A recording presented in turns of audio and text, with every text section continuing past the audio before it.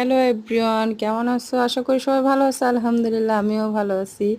আজকে চলে আসলাম তোমাদের সাথে হান্ডি বিফ শেয়ার করার জন্য।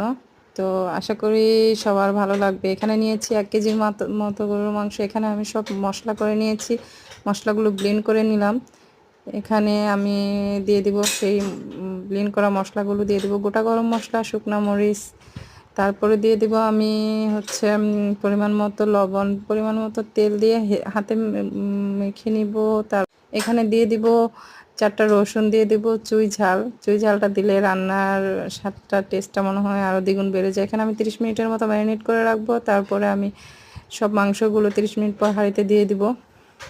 হাঁড়িতে দিয়ে আমি তারপর এটাকে সামান্য একটু পানি দেবো এর মধ্যে। পানি দিয়ে, তো তোমরা তো জানোই যে হান্ডি বিফ রান্না করার জন্য অবশ্যই আটা লাগে, তো আমি এখন আটা দিয়ে মুখটাকে আটকিয়ে দিব।